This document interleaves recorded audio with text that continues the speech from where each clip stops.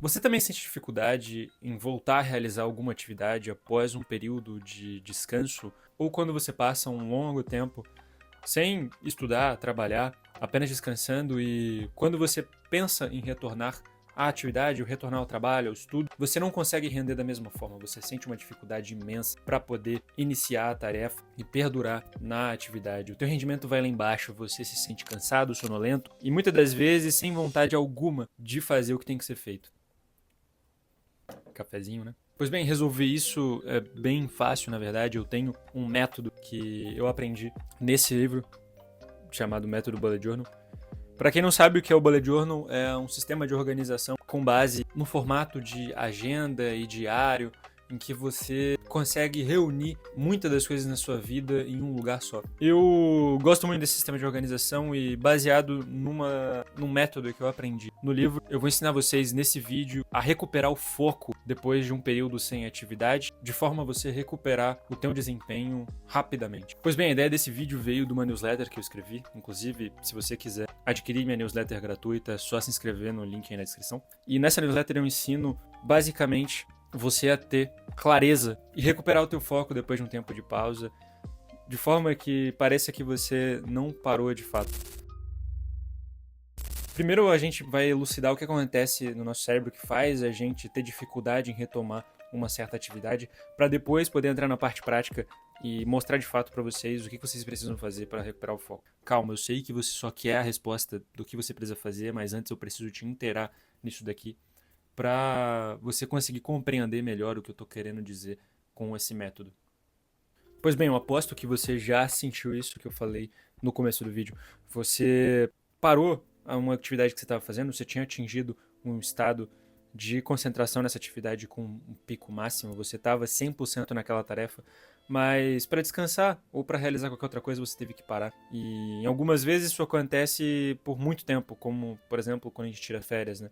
Não sei vocês, mas quando eu entro de férias e eu desligo totalmente o meu cérebro da atividade de trabalho e estudo, é absurdamente difícil voltar e ter o mesmo foco de antes. Porque parece que antes a gente tinha escalado boa parte da montanha, que é a dificuldade, né, de fato, de começar alguma coisa. A gente já tinha escalado boa parte da montanha e olhar para trás já e ver o caminho percorrido já era motivação suficiente para continuar escalando até chegar no topo. E quando a gente faz uma pausa, ou seja, imagine que a gente parasse para acampar durante essa escalada na montanha. Quando a gente faz essa pausa, é muito mais difícil você sair da sua zona de conforto, o acampamento que a gente fez, e retornar à atividade da escalada da montanha. É muito mais fácil você continuar escalando quando você está lá fazendo a coisa em si. E é exatamente isso que acontece quando a gente faz uma pausa durante uma sessão de estudo ou uma pausa longa, igual eu falei, como nas férias ou algum feriado. Mas a gente é capaz de induzir uma espécie de motivação para poder tornar essa primeira ação um ímpeto mais simples. Porque o que falta para a gente é adquirir duas coisas: clareza do que precisa ser feito e diminuição da dificuldade imediata. Eu vou explicar para vocês, por meio do método que eu aprendi no Bullet Journal, como vocês vencem essas duas barreiras e iniciam de fato com pequenos hábitos e pequenas construções até atingir de volta o pico de concentração nas atividades que vocês tinham anteriormente. Pois bem, para você sair desse limbo entre o descanso e a atividade, tudo que você precisa são de duas folhas e você vai usar uma das folhas para escrever metas pessoais e a outra para metas profissionais. A ideia aqui é você criar um sistema de metas da mais difícil para mais fácil, permitindo que você diminua a dificuldade das tarefas que você tem a enfrentar e ao mesmo tempo você ganha clareza do que precisa ser feito. Então, basicamente você vai fazer o seguinte: você vai escrever do topo até embaixo da folha 5, 4, 3, 2 e 1.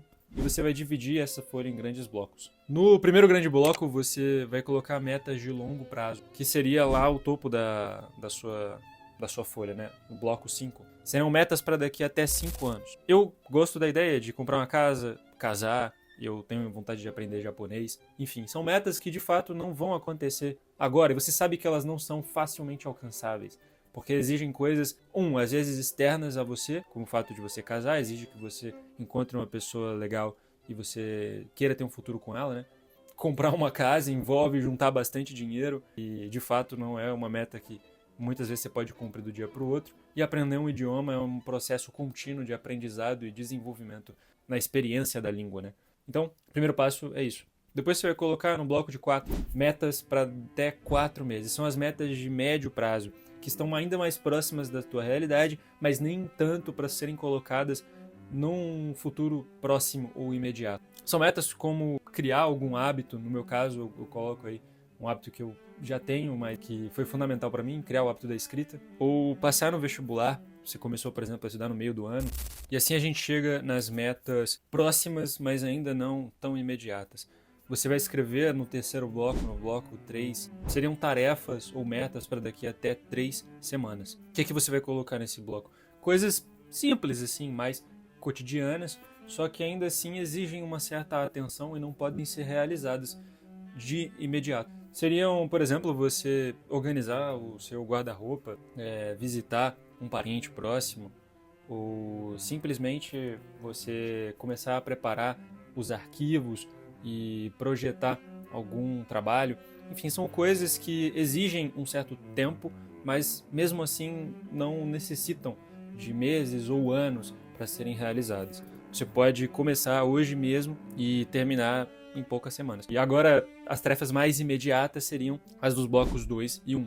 No bloco 2 você vai colocar tarefas para até 2 dias, como limpar o quarto, estudar algum conteúdo específico, ou começar a organizar a tua revisão para uma prova, enfim, coisas assim. E no bloco 1 você vai colocar coisas para a próxima hora. Esse aqui é o mais fundamental, porque é aqui que acontece a mágica da execução. Você vai colocar tarefas que criam tração, são tarefas que vão te fazer ter o elemento de atitude. Eu não sei se vocês conhecem esse conceito na física de força de tração que vence o atrito. O atrito é uma grandeza ali da física em que você, quando tem um objeto em cima de uma superfície que tem rugosa, que eles chamam, né? Uma superfície que não é totalmente lisa. Quando você mover um objeto sobre essa superfície, você vai enfrentar uma certa dificuldade para tracionar ele num primeiro momento. É aí que entra a tua ação. Porque a partir do momento que você dispõe e empurra esse objeto com uma força primária, que você move ele um pouquinho na primeira vez, exige muito menos esforço para você continuar movendo esse objeto de forma contínua. E aqui é a mesma coisa. Para você retomar o teu foco exige um esforço muito grande, exige uma força grande, assim como para empurrar o objeto numa superfície rugosa, acidentada, né? Para vencer a força de atrito.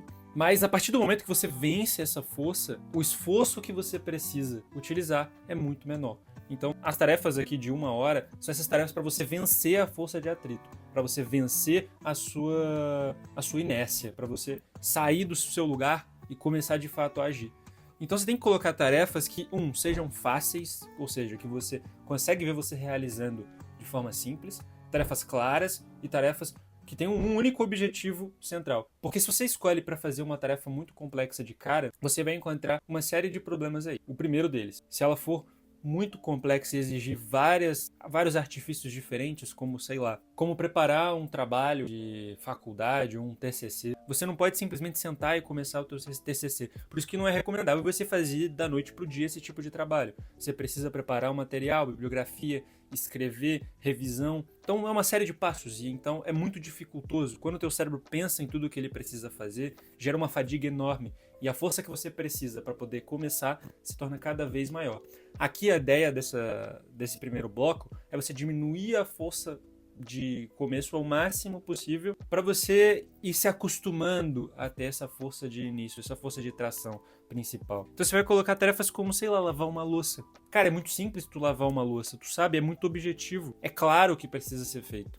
Tá lá, ir lá e lavar. Pronto, você resolve em 15 a 20 minutos, você ganha um pouco de tração e você já pode passar para a próxima coisa. Então eu recomendo que você coloque de 3 a 4 objetivos assim na próxima hora e você pode usar esse bloco sempre que você precisa retomar o foco. Você preenche talvez o de 5 e o de 4 meses agora e deixa para um longo prazo e você vai preenchendo conforme as semanas vão passando o de 3, o de 2 e o de 1 para poder retomar o foco sempre que vai passando o tempo, né? Mas vou começar a explicar agora de novo, saindo de baixo para cima, voltando nos blocos, o que cada um deles assim tem de primordial. Eu já expliquei para você o porquê que o bloco 1 é tão importante para gerar atração. O bloco 2 tem que servir como uma ponte para o bloco 3 e 4. Eu vou usar o exemplo de novo do TCC, do trabalho de conclusão de curso, né? Você vai, nos blocos 2 e 3, alocar as tarefas que você precisa realizar para cumprir esse trabalho. Então você vai dividir o teu trabalho em partes, em etapas, e você vai ir alocando as metas dentro desses blocos.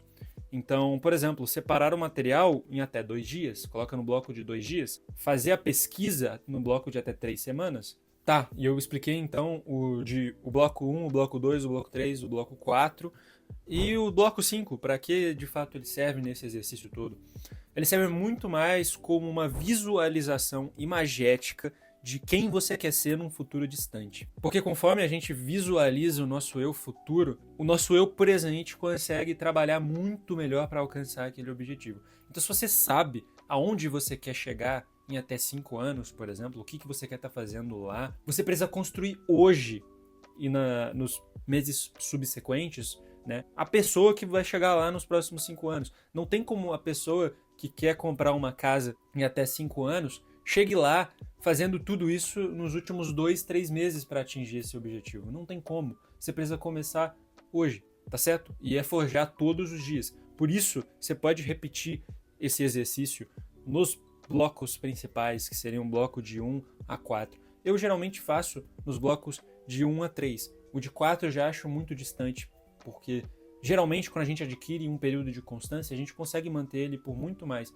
de um mês. Então, basta você adquirir o seu primeiro mês de constância, que os próximos meses vão se tornar muito mais simples e você não vai precisar ficar repetindo esse exercício nos blocos de 1, 2 e 3. Tá, mas surgiu uma última pergunta aqui. Por que separar as metas entre pessoais e profissionais? É por aquilo que falei da visualização. É mais só para você conseguir visualizar as coisas como um todo e separar o que você precisa fazer agora para melhorar a sua vida e para melhorar a sua vida profissional de fato. Então, as metas pessoais têm que ser metas de desenvolvimento pessoal, propriamente dito, de criar bons hábitos, de desenvolver a sua personalidade. É isso. Eu ensino vocês a usar e a desenvolver os hábitos necessários para atingir as metas pessoais que você tanto quer.